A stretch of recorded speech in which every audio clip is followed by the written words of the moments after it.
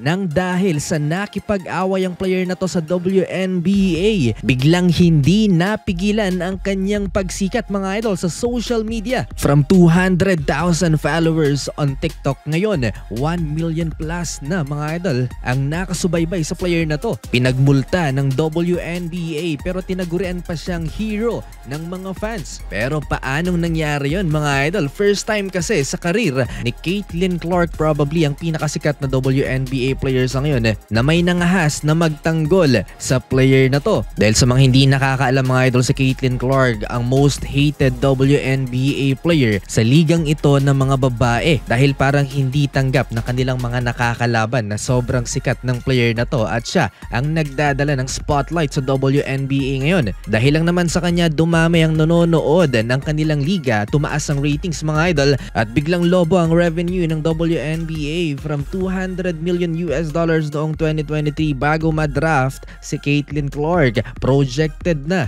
aabot ng $1 bilyong sa 2025 ang kikitain ng kanilang liga. Dahil lang sa isang player na yan, kaya naman hindi nakakapagduda na marami ang naiinggit sa player na to. Hindi biro ang natatanggap na pamimisikal ni Caitlin Clark mula sa kanyang mga nakakalaban. Kilala ang WNBA na isang black league dahil dinodomina ng mga black women ang ligang ito. Lagi siyang nabubuli dahil sa kanyang pagiging white. And for the first time in WNBA career, may nangahas na nagtanggol mga idol kay Caitlin Clark.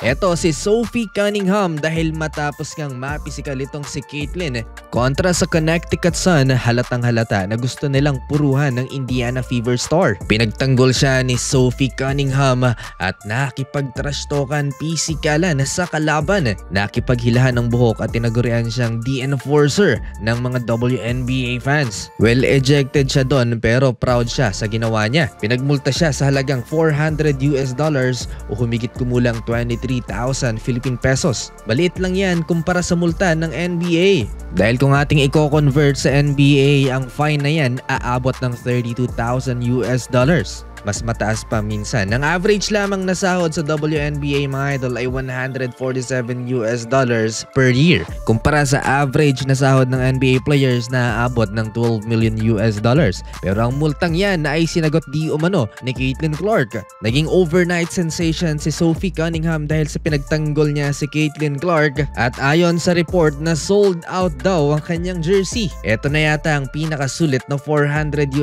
fine in women's sports. Ngayong may nangahas ng ipagtanggol si Caitlin Clark, siguradong dadami na ang teammates na ipagtatanggol ang kanilang superstar.